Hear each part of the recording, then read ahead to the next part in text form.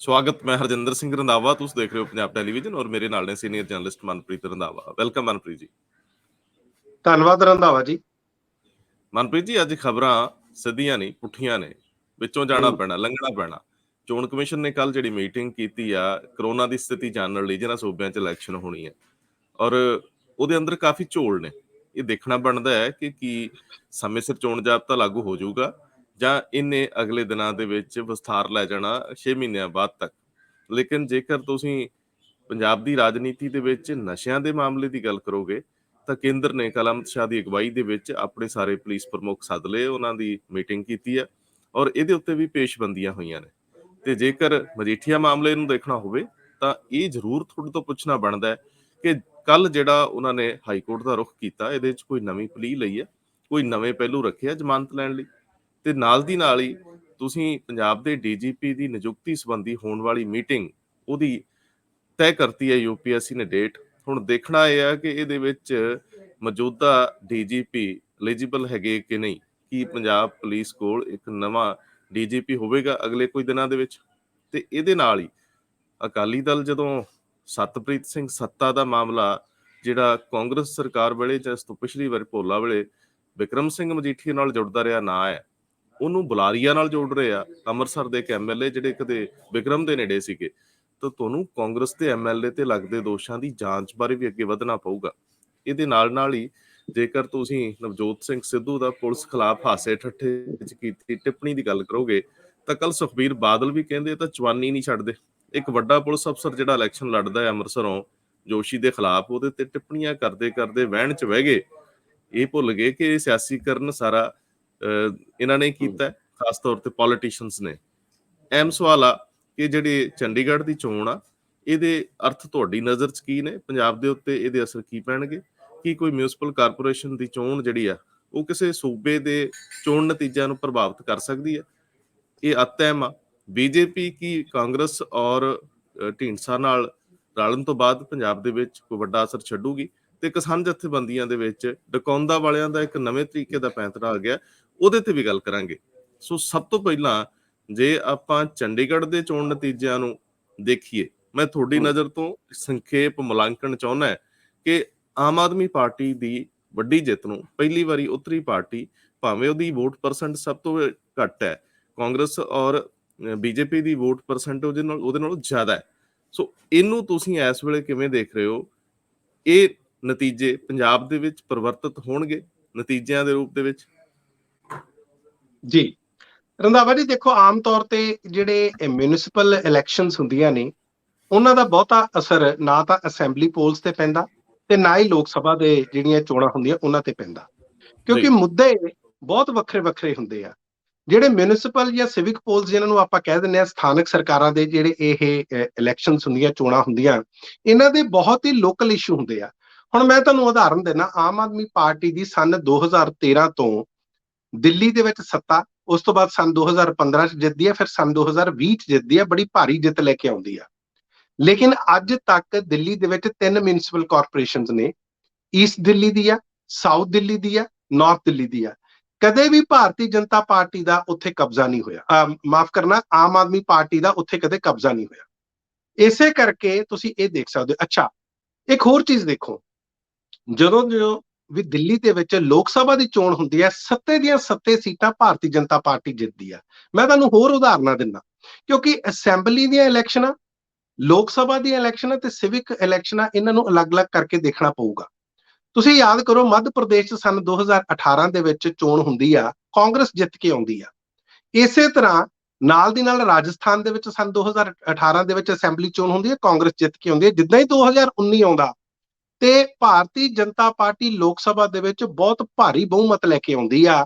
ਤੁਸੀਂ ਦੇਖੋ, ਕਹਿਣ ਦਾ ਮਤਲਬ ਆ ਕਿ ਕਈ ਜੋ ਅਸੀਂ ਅਸੈਂਬਲੀ ਦੇ ਵਿੱਚ ਚੋਣਾਂ, ਹੁਣ ਇੱਕ ਹੋਰ ਤੁਹਾਨੂੰ ਉਦਾਹਰਨ ਦਿੰਦਾ, ਪੰਜਾਬ ਦੇ ਜਿਹੜੇ ਮੁੱਦੇ ਆ ਉਹ ਮਿਊਨਿਸਪਲ ਕਾਰਪੋਰੇਸ਼ਨ ਦੇ ਮੁੱਦੇ ਨਹੀਂ ਹੋ ਸਕਦੇ। ਹੁਣ ਤੁਸੀਂ ਦੇਖੋ, ਔਰ ਉਹ ਨੈਸ਼ਨਲ ਮੁੱਦੇ ਵੀ ਨਹੀਂ ਹੋ ਸਕਦੇ। ਤੁਸੀਂ ਦੇਖੋ ਪੰਜਾਬ ਦੇ ਮੁੱਦੇ ਕੀ ਆ ਅੱਜ ਕੱਲ੍ਹ, ਜੇ ਜਜ਼ਬਾਤਾਂ ਨਾਲ ਜੁੜੇ ਮੁੱਦੇ ਆ, ਤੁਸੀਂ ਬੇਅਦਬੀ ਦੇ ਮਾਮਲੇ ਲਾ ਲਓ, ਤੁਸੀਂ ਗੋਲੀਕਾਂਡ ਦੇ ਮਾਮਲੇ ਲਾ ਲਓ, ਤੁਸੀਂ ਨਸ਼ਿਆਂ ਦੇ ਮਾਮਲੇ ਲਾ ਲਓ, ਇਹ ਨੈਸ਼ਨਲ ਮੁੱਦੇ ਨਹੀਂ ਹੈ, ਨਾ ਹੀ ਇਹ ਸਿਵਿਕ ਮੁੱਦੇ ਆ। ਸੋ ਕਹਿਣ ਦਾ ਮਤਲਬ ਕਿ ਜੇ ਇਹ ਲੋਕ ਸੋਚਦੇ ਨੇ ਕਿ ਇਸ ਦਾ ਸਿੱਧਾ ਅਸਰ ਜਾ ਕੇ ਪੰਜਾਬ ਦੀਆਂ ਅਸੈਂਬਲੀ ਤੇ ਪਊਗਾ। ਮੇਰਾ ਇਸ ਦੇ ਵਿੱਚ ਮੰਨਣਾ ਕਿ ਇਸ ਤਰ੍ਹਾਂ ਦਾ ਨਹੀਂ ਹੁੰਦਾ, ਕਿਉਂਕਿ ਜਿਹੜੇ ਲੋਕਲ ਮੁੱਦੇ ਹੁੰਦੇ ਨੇ ਖਾਸ ਤੌਰ ਤੇ ਵਿਧਾਨ ਸਭਾ ਨੂੰ ਲੈ ਕੇ, ਉਹ ਬਿਲਕੁਲ ਵੱਖਰੇ ਹੁੰਦੇ ਆ, ਲੋਕ ਸਭਾ ਦੇ ਵੱਖਰੇ ਹੁੰਦੇ ਆ। ਤੁਸੀਂ ਦੇਖੋ ਨਰਿੰਦਰ ਮੋਦੀ ਹੁਣੀ ਜਦੋਂ ਸਨ 2014 ਜਾਂ ਉਸ ਤੋਂ ਬਾਅਦ ਸਨ 2019 ਦੇ ਵਿੱਚ ਲੋਕ ਸਭਾ ਚ ਆਉਂਦੇ ਆ, ਬਹੁਤ ਭਾਰੀ ਬਹੁਮਤ ਨਾਲ ਆਉਂਦੇ ਆ, ਲੇਕਿਨ ਉਸ ਤੋਂ ਬਾਅਦ ਸਨ 2017 ਤੋਂ ਬਾਅਦ ਉਹ ਲਗਾਤਾਰ 10 ਇਹੋ ਜਿਹੇ ਸੂਬੇ ਦੀ ਚੋਣਾਂ ਹਾਰਦੇ ਵੀ ਆ, ਕਿਉਂਕਿ ਲੋਕਲ ਮੁੱਦੇ ਆ ਜਿਹੜੇ ਉਹ ਬਿਲਕੁਲ ਵੱਖਰੇ ਹੋ ਜਾਂਦੇ ਆ। ਸੋ ਇਸ ਕਰਕੇ ਜਿੱਥੇ ਆਮ ਆਦਮੀ ਪਾਰਟੀ ਠੀਕ ਹੈ, ਉਹਦੀ ਜਾਇਜ਼ ਆ, ਉਹਨੂੰ ਖੁਸ਼ੀ ਮਨਾਉਣੀ ਵੀ ਜਾਇਜ਼ ਆ, ਕਿਉਂਕਿ ਪਹਿਲੀ ਵਾਰੀ ਚੋਣ ਲੜਦੀ ਹੈ, 14 ਸੀਟਾਂ ਉਹ ਲੈ ਕੇ ਜਾਂਦੇ ਆ, ਹਾਲਾਂਕਿ ਉਹ ਬਹੁਮਤ ਤੋਂ ਦੂਰ ਰਹਿੰਦੇ ਆ। ਚਿੰਤਾ ਇਹਦੇ ਵਿੱਚ ਜਿਹੜੀ ਸਭ ਤੋਂ ਭਾਰੀ ਕਰਨੀ ਪਊਗੀ, ਉਹ ਮੈਨੂੰ ਲੱਗਦਾ ਜਾਂ ਤਾਂ ਭਾਰਤੀ ਜਨਤਾ ਪਾਰਟੀ ਨੂੰ ਕਰਨੀ ਪਊਗੀ ਜਾਂ ਕਾਂਗਰਸ ਨੂੰ ਕਰਨੀ ਪਊਗੀ। ਹਾਲਾਂਕਿ ਉਹਨਾਂ ਦਾ ਜਿਹੜਾ ਵੋਟ ਸ਼ੇਅਰ ਆ ਉਹ ਆਮ ਆਦਮੀ ਪਾਰਟੀ ਤੋਂ ਵੱਧ ਆ, ਜਿਹੜਾ ਉਹਨਾਂ ਦਾ ਪਰਸੈਂਟੇਜ ਆ, ਲੇਕਿਨ ਫਿਰ ਵੀ ਸੀਟਾਂ ਨਾ ਜਿੱਤਣਾ ਉਹਨਾਂ ਲਈ ਚਿੰਤਾ ਦਾ ਵਿਸ਼ਾ ਹੋ ਸਕਦੀ ਹੈ। ਲੇਕਿਨ ਇੱਕ ਗੱਲ ਜ਼ਰੂਰ ਆ, ਇਹਦੇ ਨਾਲ ਆਮ ਆਦਮੀ ਪਾਰਟੀ ਦੇ ਹੌਸਲੇ ਜ਼ਰੂਰ ਬੁਲੰਦ ਹੋਣਗੇ, ਕਿਉਂਕਿ ਇੱਕ ਨਵੀਂ ਊਰਜਾ ਦੇ ਨਾਲ, ਇੱਕ ਨਵੀਂ ਤਾਕਤ ਦੇ ਨਾਲ ਉਹ ਪੰਜਾਬ ਦੀਆਂ ਅਸੈਂਬਲੀ ਚੋਣਾਂ ਵਿੱਚ ਜਾਣਗੇ। ਜੀ ਰੰਧਾਵਾ। ਅਹਿਮ ਨੁਕਤਾ ਹੈ ਕਿ ਜਿਹੜੇ ਖੇਤਰੀ ਮੁੱਦੇ ਹੁੰਦੇ ਆ ਉਹ ਕਲਚਰ ਨਾਲ ਜੁੜੇ ਹੁੰਦੇ ਆ, ਭਾਸ਼ਾ ਨਾਲ ਜੁੜੇ ਹੁੰਦੇ, ਭਾਵਨਾਵਾਂ ਨਾਲ ਜੁੜੇ ਹੁੰਦੇ ਆ। ਇਹ ਟੇਢੀ ਖੀਰ ਇਸ ਕਰਕੇ ਵੀ ਆ ਦੋਵਾਂ ਪਾਰਟੀਆਂ ਲਈ, ਭਾਜਪਾ ਲਈ ਤੇ ਆਮ ਆਦਮੀ ਪਾਰਟੀ ਲਈ, ਕਿ ਇਹਨਾਂ ਦਾ ਲੋਕਲ ਜਿਹੜਾ ਲੀਡਰਸ਼ਿਪ ਦਾ ਸਟਾਫ ਆ ਉਹ ਅਜੇ ਸਥਾਈ ਪੱਧਰ ਦਾ ਹੈ। ਅਜੇ ਇਹਨਾਂ ਨੇ, ਜਿਵੇਂ ਕਾਂਗਰਸ ਕੋਲ ਬੜੀ ਦੇਰ ਤੋਂ ਇਸ ਤਰ੍ਹਾਂ ਦਾ ਇਹ ਐਡਵਾਂਟੇਜ ਹੈ ਕਿ ਉਹਨਾਂ ਨੇ ਇੱਥੋਂ ਦੇ ਖੇਤਰੀ ਬੰਦੇ ਅੱਗੇ ਵਧਾ ਲਏ ਆ। ਕਦੇ ਕੈਪਟਨ ਅਮਰਿੰਦਰ ਸਿੰਘ ਪੰਥਕ ਚਿਹਰੇ ਵਜੋਂ ਅੱਗੇ ਤੁਰ ਪਏ ਕਾਂਗਰਸੀ ਹੁੰਦਿਆਂ ਮਰੀ ਹੋਈ ਕਾਂਗਰਸ ਚ ਉਹਨਾਂ ਨੇ ਜਾਨ ਪਾਤੀ। ਹੁਣ ਸਥਿਤੀ ਹੈ ਕਿ ਕੀ ਆਮ ਆਦਮੀ ਪਾਰਟੀ ਆਪਣੀ ਲੋਕਲ ਲੀਡਰਸ਼ਿਪ ਨੂੰ ਥੋੜੇ ਅਧਿਕਾਰ ਦੇਊਗੀ ਫੈਸਲੇ ਲੈਣ ਦੇ, ਆਪਣੀ ਰੂਹ ਨੂੰ ਅੱਗੇ ਵਧਾਉਣ ਦੇ, ਪੰਜਾਬ ਦਾ ਜਿਹੜਾ ਖਾਸਾ ਹੈ ਕਲਚਰਲੀ ਇਹਨੂੰ ਅੱਗੇ ਵਧਾਉਣ ਦੇ? ਇਹ ਅਹਿਮ ਸਵਾਲ ਆ। ਬੀਜੇਪੀ ਲਈ ਵੀ ਇਹੀ ਸੰਕਟ ਆ। ਬੇਸ਼ੱਕ ਪ੍ਰਧਾਨ ਮੰਤਰੀ ਆ ਰਹੇ ਨੇ, ਉਹ ਕੋਈ ਐਲਾਨ ਵੀ ਕਰ ਦੇਣਗੇ, ਲੇਕਿਨ ਕੁੱਲ ਮਿਲਾ ਕੇ ਤੁਸੀਂ ਲੋਕਲ ਪੱਧਰ ਤੇ, ਤੁਸੀਂ ਜਿਸ ਕਨਸਟੀਟੂਐਂਸੀ ਤੋਂ ਲੜ ਰਹੇ ਹੋ, ਤੁਹਾਡੇ ਉਮੀਦਵਾਰ ਦੀ ਆਪਣੀ ਪਕੜ ਕਿਹੋ ਜਿਹੀ ਆ, ਲੋਕਾਂ ਦੇ ਵਿੱਚ ਉਹਦਾ ਅੱਗੇ ਉੱਠਣਾ ਬੈਠਣਾ ਕਿਹੋ ਜਿਹਾ, ਉਹਦੀ ਜਿਹੜੀ ਇਹ ਭਾਈਚਾਰੇ ਵਾਲੀ ਆਪਣੀ ਅਪਰੋਚ ਹੁੰਦੀ ਆ, ਉਹ ਬੜੀ ਮੈਟਰ ਕਰਦੀ ਆ। ਤੁਸੀਂ ਰਚੇ ਮਿਚੇ ਹੋਣੇ ਚਾਹੀਦੇ ਆ, ਤੇ ਤਾਂ ਹੀ ਰਚ ਮਿਚ ਸਕਦਾ ਬੰਦਾ ਜੇ ਉਹਨੂੰ ਪਤਾ ਹੈ ਕਿ ਉਹ ਇਹਦੀ ਸਲਤਨਤ ਹੈ, ਇਹ ਲੋਕ ਉਹਦੇ ਆਪਣੇ ਆ। ਇਹ ਕਾਫੀ ਸਾਰੇ ਝੋਲ ਨੇ, ਇਹ ਮਸਲੇ ਨੇ ਜਿਹੜੇ ਐਡਰੈਸ ਕਰਨੇ ਪੈਣਗੇ। ਹੁਣ ਨਾਲ ਤੁਰਦੇ ਵੀ ਮੈਨੂੰ ਦੱਸ ਹੀ ਦਿਓ, ਪ੍ਰਧਾਨ ਮੰਤਰੀ ਵੀ ਆ ਰਹੇ ਆ, ਰਾਹੁਲ ਗਾਂਧੀ ਵੀ ਆ ਰਹੇ, ਪਰ ਆਪਾਂ ਪ੍ਰਧਾਨ ਮੰਤਰੀ ਦਾ ਜਿਹੜਾ ਦੌਰਾ ਤੈਅ ਹੋ ਗਿਆ ਫਿਰੋਜ਼ਪੁਰ ਦਾ, ਉਹ ਸੈਟੇਲਾਈਟ ਹਸਪੀਟਲ ਵਾਲਾ, ਉੱਤੇ ਮੈਨੂੰ ਟਿੱਪਣੀ ਦੇ ਚੱਲਿਓ ਕਿ ਜਿਵੇਂ ਕੇਜਰੀਵਾਲ ਉਸ ਜਿੱਤ ਤੋਂ ਸ਼ਾਇਦ ਪੰਜਾਬ ਦੇ ਗੇੜੇ ਵਧਾ ਦੇਣ ਕਿ ਪੰਜਾਬ ਹੱਥ ਆਇਆ ਕਿ ਆਇਆ, ਉਹ ਛੱਡਣਾ ਨਹੀਂ ਚਾਹਣਗੇ ਵੀ ਜਿੱਦਾਂ ਮੰਨ ਲਓ 33 ਨੰਬਰਾਂ ਚ ਮਸਾ 30 ਆ ਗਏ, ਪਾਸ ਹੁੰਦਾ ਬੰਦਾ ਬਚ ਗਿਆ, ਰਹਿ ਗਿਆ, ਸੌਰੀ। ਸੋ ਮੈਨੂੰ ਲੱਗਦਾ ਨਰਿੰਦਰ ਮੋਦੀ ਦਾ ਪੰਜਾਬ ਦੌਰਾ ਅਹਿਮੀਅਤ ਰੱਖਦਾ ਹੈ। ਤੁਸੀਂ ਇਹਨੂੰ ਵੱਡੇ ਕੈਨਵਸ ਤੇ ਵੇਖਦੇ ਹੋ ਜਾਂ ਇੱਕ ਫਾਰਮੈਲਿਟੀ ਵਜੋਂ ਦੇਖ ਰਹੇ ਹੋ? ਦੇਖੋ, ਮੈਨੂੰ ਲੱਗਦਾ ਕਿ ਇਹ ਬੜਾ ਤੈਅਸ਼ੁਦਾ ਜਿਹੜੀ ਸਥਿਤੀ ਦੇ ਨਾਲ ਤੇ ਤੈਅਸ਼ੁਦਾ ਸਟ੍ਰੈਟਜੀ ਦੇ ਨਾਲ ਇਹ ਚੱਲ ਰਹੇ ਨੇ। ਨਰਿੰਦਰ ਮੋਦੀ ਹੋਣਾ ਦਾ ਜਿਹੜਾ ਫਿਰੋਜ਼ਪੁਰ ਦਾ 5 ਜਨਵਰੀ ਦਾ ਦੌਰਾ, ਉਹ ਬਹੁਤ ਅਹਿਮੀਅਤ ਰੱਖਦਾ, ਕਿਉਂਕਿ ਪਿਛਲੇ ਦਿਨਾਂ ਦੇ ਵਿੱਚ ਲਗਾਤਾਰ ਇਹ ਕਨਸੂਆ ਨੇ, ਕਿਆਸੇ ਲਾਏ ਜਾ ਰਹੇ ਨੇ ਕਿ ਸ਼ਾਇਦ ਭਾਰਤੀ ਜਨਤਾ ਪਾਰਟੀ ਪੰਜਾਬ ਦੇ ਵਿੱਚ ਕੋਈ ਵੱਡੇ ਐਲਾਨ ਕਰੇਗੀ, ਉਹਨਾਂ ਵੱਡੇ ਐਲਾਨਾਂ ਦਾ ਸਹਾਰਾ ਲੈ ਕੇ ਉਹ ਚੋਣਾਂ ਵਿੱਚ ਜਾਏਗੀ। ਜਿਸ ਤਰ੍ਹਾਂ ਦੇ ਉਹ ਗੱਠਜੋੜ ਦੀ ਗੱਲ ਕਰ ਰਹੇ, ਜਿਵੇਂ ਕੈਪਟਨ ਅਮਰਿੰਦਰ ਸਿੰਘ ਜਾਂ ਸੁਖਦੇਵ ਸਿੰਘ ਢੀਂਡਸਾ ਹੋਣਾ ਨਾਲ ਲਗਾਤਾਰ ਗੱਲਬਾਤ ਚੱਲ ਰਹੀ ਹੈ, ਅਮਿਤ ਸ਼ਾਹ ਹੋਣਾ ਦੀ ਸੀਟਾਂ ਦੀ ਵੀ ਗੱਲਬਾਤ ਚੱਲ ਰਹੀ ਹੈ, ਉਹ ਵੀ ਗੱਲਬਾਤ ਚੱਲ ਰਹੀ ਹੈ ਕਿ ਕਿਹੜੇ ਵਿਅਕਤੀ ਅਸੀਂ ਅੱਗੇ ਲੈ ਕੇ ਆਉਣੇ ਆ ਜਿਨ੍ਹਾਂ ਨੂੰ ਜਿਹੜੇ ਚੋਣ ਜਿੱਤ ਸਕਦੇ ਹੋਣ। ਵਿਨੇਬਿਲਿਟੀ ਉਹਨਾਂ ਦੀ ਜਿਹੜੀ ਆ ਉਹ ਮੁੱਖ ਇੱਕ ਜਿਹੜਾ ਉਹ ਰਹੇਗਾ, ਕਾਰਨ ਰਹੇਗਾ ਉਹਨਾਂ ਨੂੰ ਟਿਕਟ ਦੇਣ ਦਾ।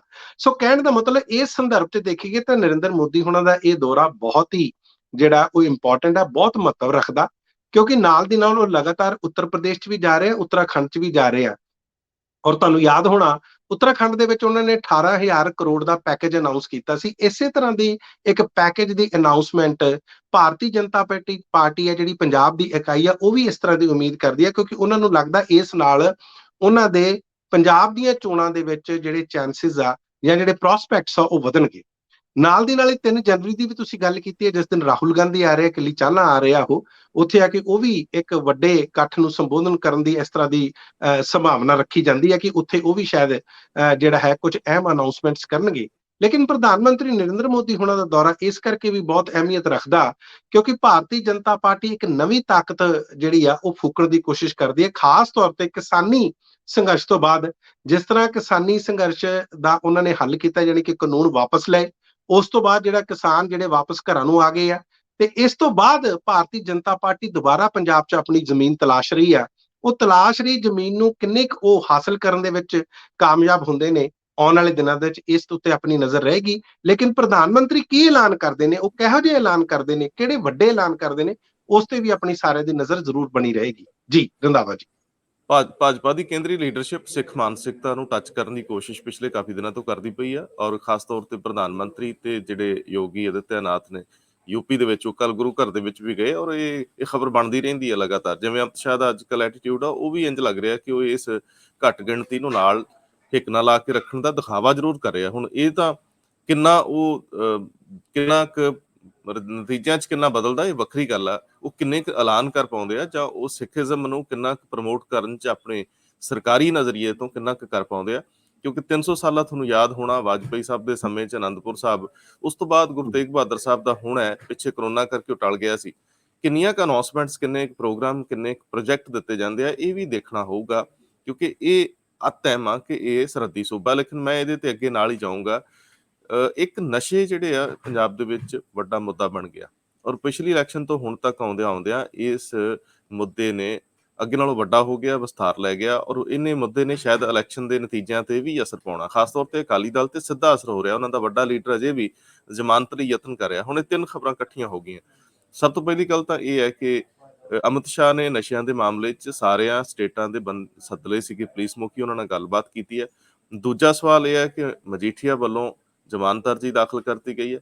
ਤੀਜੀ ਖਬਰ ਇਹਦੇ ਨਾਲ ਜੁੜਦੀ ਹੈਗੀ ਹੈ ਕਿ ਇੱਕ ਐਮਐਲਏ ਨੂੰ ਵੀ ਅਕਾਲੀ ਦਲ ਟਾਰਗੇਟ ਕਰ ਰਿਹਾ ਕਿ ਜੇ ਉਹ ਵਿਦੇਸ਼ ਵਾਸਤੇ ਸਤਪ੍ਰੀਤ ਸਿੰਘ ਸੱਥਾ ਨਾਲ ਮਜੀਠੀਆ ਦੀ ਗੱਲ ਹੋ ਰਹੀ ਆ, ਰਿਲੇਸ਼ਨਸ ਦੀ ਗੱਲ ਹੋ ਰਹੀ ਆ, ਤਾਂ ਫਿਰ ਇਹ ਬੁਲਾ ਰਹੀ ਆ ਇਹਦੇ ਵਿੱਚ ਵੱਖਰੇ ਕਿਉਂ ਨੇ? ਉਹਨਾਂ ਦੀਆਂ ਫੋਟੋਆਂ ਵੀ ਜ਼ਾਹਰ ਹੋਈਆਂ ਨੇ। ਸੋ ਇਹ ਤਿੰਨ ਅਹਿਮ ਨੁਕਤੇ ਨੇ ਜਿਨ੍ਹਾਂ ਦੇ ਉੱਤੇ ਮੈਨੂੰ ਆਪਣਾ ਵਿਊ ਪੁਆਇੰਟ ਦਿਓ। ਫਿਰ ਅਸੀਂ ਇਹਦੇ ਨਾਲ ਜੁੜਦਾ ਮੁੱਦਾ ਹੀ ਅੱਗੇ ਡੀਜੀਪੀ ਦੀ ਨਿਯੁਕਤੀ ਵਾਲਾ ਲਵਾਂਗੇ, ਕਿਉਂਕਿ ਜਦੋਂ ਦਾ ਮੌਜੂਦਾ ਡੀਜੀਪੀ ਨੇ ਚਾਰਜ ਸੰਭਾਲਿਆ, ਉਦੋਂ ਤੋਂ ਹੀ ਇਹਨਾਂ ਦੱਬੀਆਂ ਹੋਈਆਂ ਫਾਈਲਾਂ ਤੇ ਕੇਸ ਉੱਭਰੇ ਨੇ, ਸਾਹਮਣੇ ਆਏ ਨੇ ਕਿ ਇੰਨੇ ਥੋੜੇ ਸਮੇਂ ਦੇ ਵਿੱਚ ਡੀਜੀਪੀ ਨੂੰ ਬਦਲ ਦੇਣਾ ਪੰਜਾਬ ਦੇ ਇਹਨਾਂ ਕੇਸਾਂ ਦੇ ਉੱਤੇ ਵੀ ਅਸਰ ਪਾਊਗਾ। ਜੀ ਦੇਖੋ ਰੰਧਾਵਾ ਜੀ, ਐਨਫੋਰਸਮੈਂਟ ਡਾਇਰੈਕਟੋਰੇਟ ਜਿਹਨੂੰ ਆਪਾਂ ਈਡੀ ਕਹਿੰਦੇ ਆ, ਉਹ ਪੰਜਾਬ ਦੇ ਨਸ਼ਿਆਂ ਦੀ ਜਾਂਚ ਕਰ ਰਹੀ ਸੀ, ਤੇ ਹੁਣ ਇਹ ਮਾਮਲਾ ਜ਼ਿਆਦਾ ਉੱਭਰ ਕੇ ਆਇਆ ਜਦੋਂ ਤੋਂ ਖਾਸ ਤੌਰ ਤੇ ਬਿਕਰਮ ਸਿੰਘ ਮਜੀਠੀਆ ਤੇ ਇੱਕ FIR ਦਰਜ ਹੋਈ ਆ NDPS ਐਕਟ ਦੇ ਅਧੀਨ। ਕੇਂਦਰ ਦਾ ਇਹਦੇ ਵਿੱਚ ਇਸ ਕਰਕੇ ਹੋ ਜਾਂਦਾ ਕਿ ਕੇਂਦਰ ਸਰਕਾਰ ਕੀ ਕਰ ਰਹੀ ਹੈ। ਇਸੇ ਕਰਕੇ ਅਮਿਤ ਸ਼ਾਹ ਨੇ ਸਾਰੇ ਜਿਹੜੇ ਪੁਲਿਸ ਮੁਖੀ ਆ ਪੂਰੇ ਸੂਬਿਆਂ ਦੇ, ਉਹਨਾਂ ਦੀ ਇੱਕ ਬੈਠਕ ਸੱਦੀ, ਉਹਨਾਂ ਦੇ ਨਾਲ ਗੱਲਬਾਤ ਕੀਤੀ ਤੇ ਇਹ ਇੰਸਟਰਕਸ਼ਨ ਜਾਰੀ ਕੀਤੀਆਂ ਕਿ ਇਹਨਾਂ ਮੁੱਦਿਆਂ ਨੂੰ ਲੈ ਕੇ ਰੰਧਾਵਾ ਜੀ ਤੁਹਾਨੂੰ ਪਤਾ ਹੈ ਕਿ ਕਿਸ ਤਰ੍ਹਾਂ ਜਿਹੜੀ ਵਿਉਂਤ ਬਣਾਉਣੀ ਚਾਹੀਦੀ ਹੈ, ਕਿਸ ਤਰ੍ਹਾਂ ਉਹ ਲੋਕਾਂ ਨੂੰ, ਉਹ ਸਰਗਣਾ ਨੂੰ ਜਿਹੜੇ ਦੰਦ ਲਾਉਂਦੇ ਫਿਰਦੇ ਨੇ, ਜਿਹੜੇ ਲਗਾਤਾਰ ਜਿਨ੍ਹਾਂ ਨੂੰ ਅਸੀਂ ਸਮਗਲਰਸ ਦੇ ਕਿੰਗ ਪਿਨਸ ਕਹਿੰਦੇ ਆ, ਉਹਨਾਂ ਨੂੰ ਕਿੱਦਾਂ ਫੜਿਆ ਜਾਵੇ। ਇਹ ਜ਼ਰੂਰ ਇਹ ਮੈਸੇਜ ਆਉਣਾ ਚਾਹੀਦਾ ਸੀ, ਔਰ ਇਹ ਸਾਰੇ ਸੂਬਿਆਂ 'ਚ ਜਾਣਾ ਵੀ ਚਾਹੀਦਾ। ਖਾਸ ਤੌਰ ਤੇ ਜਿਹੜੀਆਂ ਬਾਰਡਰ ਸਟੇਟਸ ਨੇ ਪੰਜਾਬ ਵਰਗੀਆਂ, ਜਿੱਥੇ ਅਕਸਰ ਇਹ ਕਿਹਾ ਜਾਂਦਾ ਕਿ ਬਾਰਡਰੋਂ ਪਾਰ ਜਾਂ ਸਰਹੱਦੋਂ ਪਾਰ ਇਹ ਨਸ਼ਾ ਆਉਂਦਾ। ਖੈਰ, ਇਹ ਕੇਂਦਰ ਸਰਕਾਰ ਦੇਖੇਗੀ ਹੁਣ ਕਿ ਉਹਨਾਂ ਨੇ ਕਿਸ ਤਰ੍ਹਾਂ ਦੀਆਂ ਇੰਸਟਰਕਸ਼ਨ ਲੈ ਕੇ, ਜਾਂ ਜਿਹੜੀਆਂ ਸੈਂਟਰ ਦੀਆਂ ਪੁਲਿਸ ਏਜੰਸੀਜ਼ ਨੇ ਉਹਨਾਂ ਦੇ ਨਾਲ ਕੋਆਰਡੀਨੇਸ਼ਨ ਦੇ ਨਾਲ ਕਿਸ ਤਰ੍ਹਾਂ ਕੰਮ ਕਰਨਾ। ਤੁਸੀਂ ਜਿਸ ਤਰ੍ਹਾਂ ਬਿਕਰਮ ਸਿੰਘ ਮਜੀਠੀਆ ਦੀ ਗੱਲ ਕੀਤੀ, ਉਸ ਫੈਸਲੇ ਨੂੰ ਲੈ ਕੇ ਜਦੋਂ ਉਹਨਾਂ ਨੇ ਹੁਣ ਫੈਸਲਾ ਇਹ ਕੀਤਾ ਕਿ ਉਹ Punjab and Haryana high court ਦਾ ਦਰਵਾਜ਼ਾ ਖੜਕਾਉਣਗੇ, ਉਹਨਾਂ ਦੇ ਜਿਹੜੇ ਵਕੀਲ ਨੇ ਦਮਨਵੀਰ ਸਿੰਘ ਸੋਭਤੀ, ਉਹਨਾਂ ਨੇ ਇੱਕ ਯਾਚਿਕਾ ਜਾਂ ਇੱਕ ਪਟੀਸ਼ਨ ਦਾਇਰ ਕਰ ਦਿੱਤੀ ਆ। ਔਰ ਤੁਸੀਂ ਪੁੱਛਿਆ ਕਿ ਕੀ ਇਹਦੇ ਵਿੱਚ ਕੋਈ ਨਵੀਂ ਗੱਲ ਉਹਨਾਂ ਨੇ ਕਹੀ ਹੈ? ਲਗਭਗ ਉਸੇ ਤਰ੍ਹਾਂ ਦੀ ਯਾਚਿਕਾ ਜਾਂ ਉਸੇ ਤਰ੍ਹਾਂ ਦੀ ਪਟੀਸ਼ਨ ਆ ਰੰਧਾਵਾ ਜੀ, ਜਿਸ ਤਰ੍ਹਾਂ ਦੀ ਉਹਨਾਂ ਨੇ ਮੋਹਾਲੀ ਦੇ ਕੋਰਟ ਦੇ ਵਿੱਚ ਐਡੀਸ਼ਨਲ ਸੈਸ਼ਨ ਜੱਜ ਦੇ ਇੱਕ ਜਿਹੜੀ ਅੱਗੇ ਰੱਖੀ ਸੀ। ਇਹੀ ਗੱਲ ਉਹਨਾਂ ਨੇ ਦੁਬਾਰਾ ਕਹੀ ਹੈ ਕਿ ਮੈਨੂੰ ਇੱਕ ਤਰ੍ਹਾਂ ਦਾ ਪੋਲੀਟੀਕਲ ਵਿਕਟਮ ਆ ਮੈਂ, ਜਾਂ ਮੈਨੂੰ ਜਿਹੜਾ ਪੋਲੀਟੀਕਲ ਵੈਂਡੇਟਾ ਦਾ ਮੈਂ ਸ਼ਿਕਾਰ ਹੋ ਰਿਹਾ, ਤੇ ਕਿਉਂਕਿ ਚੋਣਾਂ ਨੇੜੇ ਆ ਇਸ ਕਰਕੇ ਇਹ ਸਾਰਾ ਕੁਝ ਕੀਤਾ ਜਾ ਰਿਹਾ। ਲਗਭਗ ਤਕਰੀਬਨ ਤਰਕ ਉਸੇ ਤਰ੍ਹਾਂ ਦੇ ਆ। ਹੁਣ ਦੇਖਦੇ ਆ ਕਿ ਹਰਿਆਣਾ, ਜਿਹੜਾ Punjab and Haryana high court ਆ, ਉਹ ਇਸ ਦੇ ਵਿੱਚ ਕੀ ਜਿਹੜਾ ਆਪਣਾ ਰੂਪ ਅਖਤਿਆਰ ਕਰਦਾ। ਲੇਕਿਨ ਇੱਕ ਗੱਲ ਸਪਸ਼ਟ ਆ, ਕਿਉਂਕਿ ਇਹੀ ਹਾਈ ਕੋਰਟ ਆ ਜਿਨ੍ਹਾਂ ਨੇ ਪੰਜਾਬ ਪੁਲਿਸ ਨੂੰ ਤੇ ਪੰਜਾਬ ਸਰਕਾਰ ਨੂੰ, ਜਿਹੜੇ ਪੰਜਾਬ ਸਰਕਾਰ ਦੇ ਵਕੀਲ ਪੇਸ਼ ਹੋਏ ਸੀ ਵੱਡੇ ਵੱਡੇ, ਚਾਹੇ ਸੁਪਰੀਮ ਕੋਰਟ ਦੇ ਦੁਸ਼ਯੰਤ ਦਵੇ ਹੋਣ, ਚਾਹੇ DS ਪਟਵਾਲੀਆ ਜਿਹੜੇ AG ਸਾਹਿਬ ਆ, ਉਹਨਾਂ ਨੂੰ ਕਿਹਾ ਸੀ ਕਿ ਤੁਸੀਂ ਦੇਰ ਕਰਤੀ, ਇਸ ਨੂੰ ਜਲਦੀ ਦੇ ਵਿੱਚ ਇਹਦੀ ਤਹਿਕੀਕਾਤ ਕਰੋ, ਤੁਸੀਂ ਪਹਿਲਾਂ ਹੀ ਸੁੱਤੇ ਪਏ ਸੀ। ਤੇ ਹੁਣ ਇਹਨਾਂ ਦੀ ਸਰਕਾਰ ਨੇ ਕਿਹਾ ਸੀ ਕਿ ਅਸੀਂ ਨੀਂਦ ਤੋਂ ਜਾਗ ਪਏ ਹਾਂ, ਅਸੀਂ ਉੱਠ ਗਏ ਹਾਂ। ਸੋ ਇਸ ਕਰਕੇ Punjab and Haryana high court ਨੂੰ, ਮੈਨੂੰ ਲੱਗਦਾ ਜੋ ਮੇਰੇ ਹਿਸਾਬ ਦੇ ਜਾਂ ਜੋ ਵਕੀਲ ਸੋਚਦੇ ਨੇ, ਉਹਨਾਂ ਨੂੰ ਵੀ ਇਹ ਜਿਹੜੀ ਜ਼ਮਾਨਤ ਦੇਣੀ ਬਹੁਤ ਮੁਸ਼ਕਿਲ ਹੋ ਜਾਏਗੀ, ਕਿਉਂਕਿ ਮੋਹਾਲੀ ਕੋਰਟ ਕਹਿ ਚੁੱਕੀ ਹੈ ਕਿ ਇਹਦੇ ਵਿੱਚ ਪੁੱਛਗਿੱਛ ਬਹੁਤ ਜ਼ਰੂਰੀ ਆ। ਹੁਣ ਉਹ ਪੁੱਛਗਿੱਛ ਕਿਸ ਤਰ੍ਹਾਂ ਹੁੰਦੀ ਹੈ ਕਿ ਮਜੀਠੀਆ ਸਾਹਿਬ ਆਪ ਆ ਕੇ ਪੰਜਾਬ ਪੁਲਿਸ ਅੱਗੇ ਪੇਸ਼ ਹੁੰਦੇ ਆ, ਜਾਂ Punjab and Haryana high court ਦੀ ਕਿਸੇ ਤਰ੍ਹਾਂ ਦੀ ਕੋਈ ਡਾਇਰੈਕਸ਼ਨ ਆਉਂਦੀ ਆ ਕਿ ਤੁਸੀਂ ਪੇਸ਼ ਹੋ, ਕਿਉਂਕਿ ਇਹ ਸਾਰੀਆਂ ਗੱਲਾਂ ਤੇ ਹੁਣ ਨਜ਼ਰ ਰਹੇਗੀ। ਲੇਕਿਨ ਆਉਣ ਵਾਲੇ ਦਿਨ ਬਿਕਰਮ ਸਿੰਘ ਮਜੀਠੀਆ ਲਈ ਬੜੇ ਅਹਿਮ ਰਹਿਣਗੇ। ਜਿੱਥੋਂ ਤੱਕ ਤੁਸੀਂ ਬੁਲਾਰੀਆ ਸਾਹਿਬ ਦੀ ਗੱਲ ਹਾਂ, ਕੀਤੀ ਹੈ, ਇਹਦੇ ਵਿੱਚ ਇੱਕ ਚੀਜ਼ ਬਿਲਕੁਲ ਠੀਕ ਹੈ ਕਿ ਇਹ ਹਾਈ ਕੋਰਟ ਦੇ ਰੁਖ ਤੇ ਨਿਰਭਰ ਕਰੂਗਾ ਕਿ ਉਹ ਜ਼ਮਾਨਤ ਦੇ ਦਿੰਦੇ ਆ, ਜ਼ਮਾਨਤ ਅਰਜੀ ਖਾਰਜ ਕਰ ਦਿੰਦੇ ਆ, ਜਾਂ ਉਹ ਡਾਇਰੈਕਸ਼ਨ ਦੇ ਦਿੰਦੇ ਆ ਮਜੀਠੀਆ ਨੂੰ ਕਿ ਤੁਸੀਂ ਪੁਲਿਸ ਅੱਗੇ ਪੇਸ਼ ਹੋਵੋ ਜਾਂਚ ਲਈ, ਔਰ ਪੁਲਿਸ ਨੂੰ ਕਹਿ ਦਿੰਦੇ ਕਿ ਇਹਨਾਂ ਨੂੰ ਗ੍ਰਿਫਤਾਰ ਨਾ ਕਰੋ।